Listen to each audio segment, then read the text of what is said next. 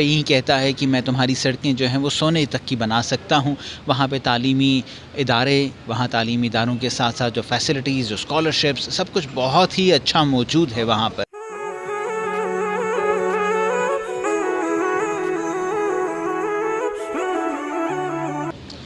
السلام علیکم ناظرین، میں ہوں آپ کا میزبان زرارت ابی اور آپ دیکھ رہے ہیں میرپور پلس۔ ناظرین، آج ہمارے ساتھ جو شخصیت موجود ہے آپا آسیہ اندرابی، جو کہ حریت رہنما ہے اور عرصہ دراز سے جو ہے وہ مقبوضہ کشمیر کے اندر پابند سلاسل ہیں۔ ان کے بھانجے ڈاکٹر مجاہد گیلانی صاحب ہمارے ساتھ موجود ہیں، جو کہ صدر ہیں کشمیر یوتھ الائنس کے اور اس کے ساتھ ساتھ سیکٹری ہیں کشمیر کمیٹی کے۔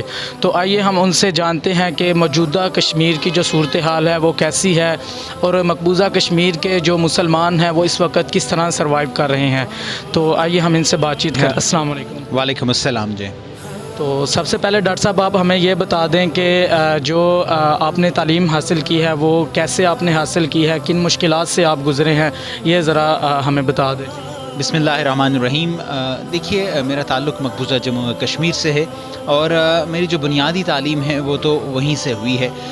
میں نے البتہ جو میڈیکل کی تعلیم ہے اس کو حاصل کرنے کے لیے اس سے پہلے ہی پاکستان میں یہاں پہ میں آیا تھا، اور اس کے بعد جو ایلیمنٹری ہے، میٹرک، ایف ایس سی کی بات جو ہو رہی ہے وہ یہاں سے کرنے کے بعد میں نے میڈیکل کی تعلیم بھی یہاں پہ حاصل کی، اسپیشلائزیشن بھی کی، اور اب الحمدللہ میں انٹینسوسٹ یا critical care I C U کا میں ایک اسپیشلسٹ ڈاکٹر ہوں۔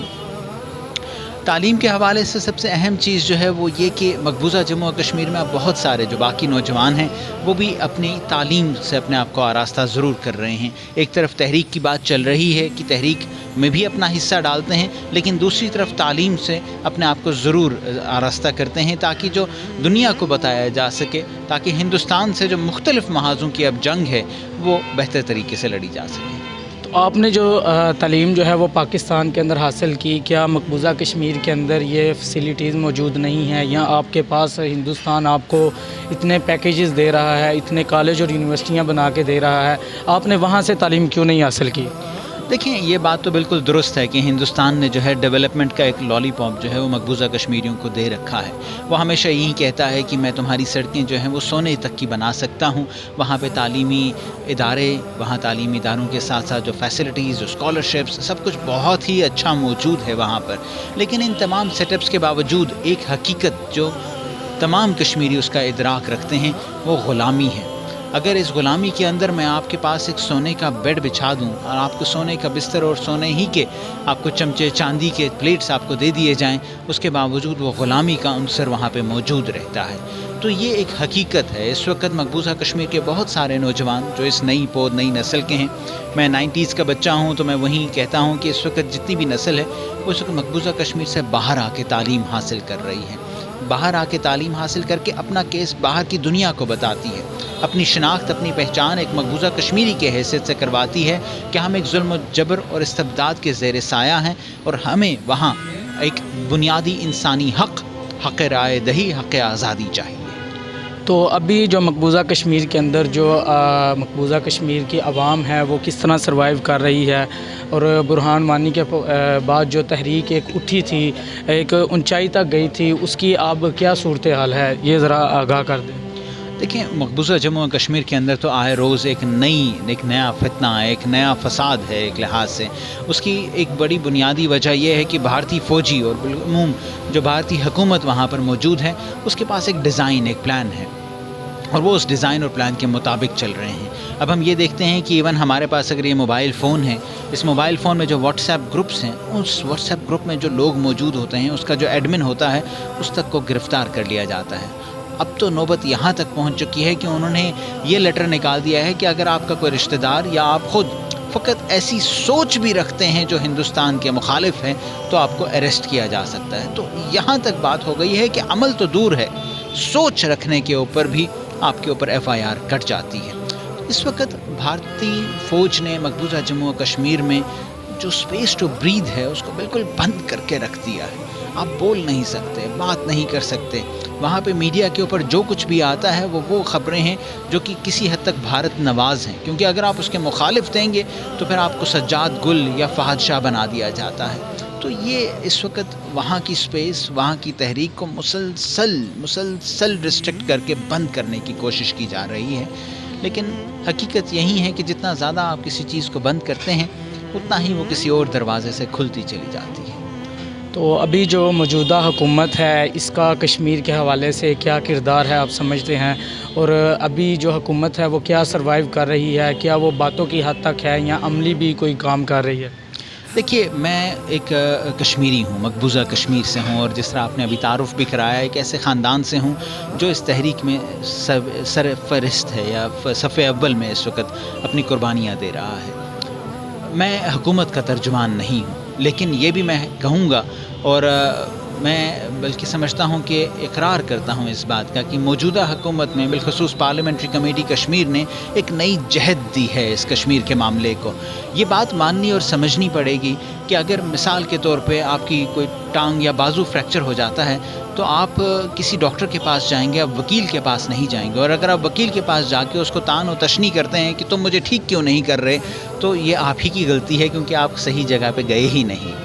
یہی بات پارلیمنٹری کمیٹی کشمیر کی ہے، اور وہ جس فیر میں رہتے ہوئے، جس حد تک، جس استطاعت میں وہ کام کر سکتی ہے، اس نے اس سے بڑھ کر کیا ہے.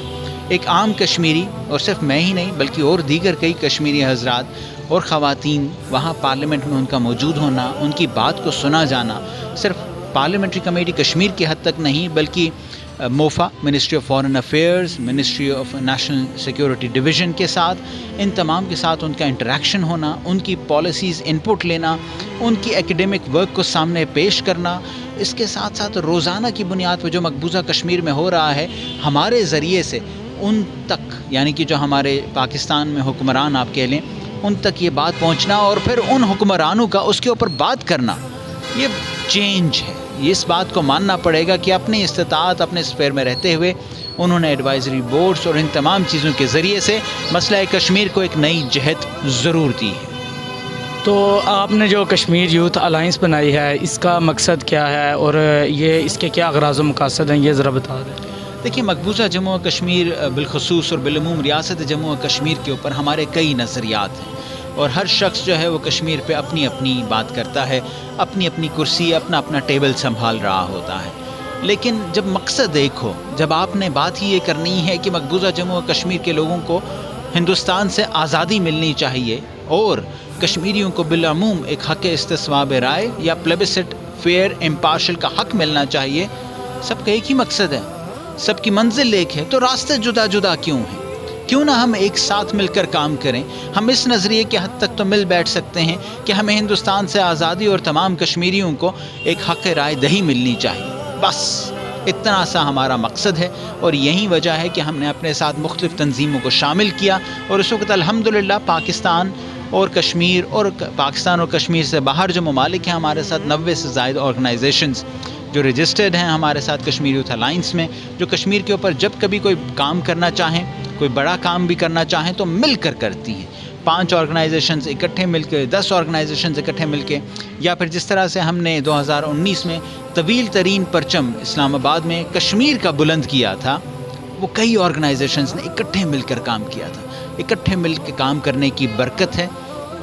تفرقات سے پیچھے ہٹ جائیں، ان تمام چیزوں سے جو ہمیں ڈیوائیڈ کرتی ہیں بالخصوص کشمیریوں کو، ان سے الگ ہو جائیں اور مل کر یکجہتی ہو کر ایک طاقت بن کر کشمیر کاز کی بات کریں. یہ کشمیر یوتھ الائنس کا مقصد ہے. تو آپ جو کشمیر کی اور جو پاکستان کی عوام ہے یا جو نوجوان ہیں ان کو کیا پیغام دینا چاہتے ہیں کشمیر کے حوالے سے؟ اس تہد سوال بیسکلی یت سوال متعلق ون اکی چیز، اس معاملہ کشیر ہند، تک میں نا امیدی واریاہ زیادہ باسان، نہ سہ نا امیدی یت آزاد کشیر بلکہ اپار تہ نا امیدی واریاہ زیادہ گمژ. مگر اکی چیز، اکی میسیج، اکی پیغام ونیک تان نمت پہ آز تان کم از کم سن لچھ شہدا یت مز گمت. واریاہ زیادہ خواتین ست واریاہ کینٛہہ گوٚمُت، مگر اس کھڑا. سون معاملہ اکی چیز یت مز اس تراؤن حصہ اس تحریکس مز. ہم ڈاکٹر ہیں، لائر ہیں، انجینئر ہیں، کچھ بھی ہیں، ہم نے اس کے اندر اپنا حصہ ڈالتے جانا ہے کہ آخرت کے اندر ہمارے شہداء، ہمارے ہی خاندان کے لوگ، وہ جو شہید ہو چکے، جب سامنے کھڑے ہوں تو ہم انہیں جواب دینے کے قابل ہوں کہ ہاں ہم بھی کشمیری ہیں، ہم بھی کشمیری تھے جب اس دنیا میں تھے، اور ہم جتنا حصہ ڈال سکتے تھے وہ حصہ ہم نے ضرور ڈالا ہے۔ جی تو ناظرین یہ تھے ڈاکٹر مجاہد گیلانی جو کہ کشمیر یوتھ الائنس کے صدر بھی ہیں اور اس کے ساتھ کشمیر کمیٹی کے جو سیکٹری ہیں۔ ان سے ہماری بات چیت چل رہی تھی کشمیر کے حوالے سے، تو انہوں نے یہ ایک بات واضح کی ہے کہ کشمیر الحمدللہ ایک وقت آئے گا کہ وہ آزاد ہوگا، اور ہمیں صرف ان کے ساتھ کھڑا ہونا ہوگا۔ ہم جس طریقے کے ساتھ وہاں کھڑے ہو سکتے ہیں ہمیں ان کے ساتھ کھڑا ہونا ہوگا۔